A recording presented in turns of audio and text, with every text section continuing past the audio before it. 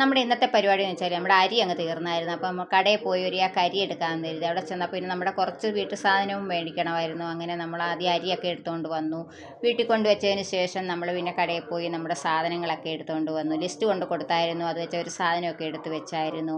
അങ്ങനെ നമ്മൾ വീട്ടിൽ കൊണ്ടുവന്ന് ലിസ്റ്റ് വെച്ച് ഓരോ സാധനങ്ങൾ പെറുക്കി വെച്ച് നോക്കി. അപ്പം നമ്മുടെ സാധനങ്ങളെല്ലാം ഉണ്ടായിരുന്നു.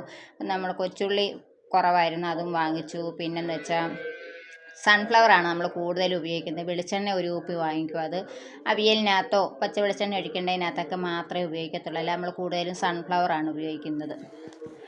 പിന്നെന്ന് വെച്ചാൽ നമ്മൾ മൈദ മേടിച്ചെന്ന് വെച്ചാൽ 4 മണിയുടെ ചായക്കടിക്കൊക്കെ എന്തെങ്കിലും ഉണ്ടാക്കാമല്ലോ എന്തെങ്കിലുമാണ് കുറച്ച് മൈദ കൂടി വാങ്ങിക്കുന്നത്. പിന്നെ ചായക്ക് രാവിലത്തേക്കുള്ളതാണ് റവ വാങ്ങിക്കും. പിന്നെ വെളുത്തുള്ളി അച്ചാറൊക്കെ ഇടുന്നതിന് നമുക്ക് വെളുത്തുള്ളിയുടെ ആവശ്യമുണ്ട്. അപ്പോൾ അങ്ങനെ നമ്മൾ കുറേ വാങ്ങിച്ച സാധനങ്ങളൊക്കെയാണ് ഈ കാണുന്നതൊക്കെ. അപ്പം നമ്മുടെ സാധനങ്ങളെല്ലാം വാങ്ങിച്ച് ലിസ്റ്റും പ്രകാരം നോക്കിയപ്പോൾ എല്ലാ സാധനവും ഉണ്ടായിരുന്നു. പിന്നെ നമ്മൾ അതെല്ലാം മാറ്റി വെച്ചതിന് ശേഷം ഇനി അരിയുടെ ചാക്കഴിച്ച് അരി അടപ്പത്തിടണമായിരുന്നു. അപ്പോൾ അതിന് വേണ്ടി നമ്മൾ ആ ചാക്കിൻ്റെ കുറച്ച് വശമേ അഴിക്കത്തുള്ളൂ, ബാക്കി അതുപോലെ അങ്ങ് വെച്ചിരിക്കും.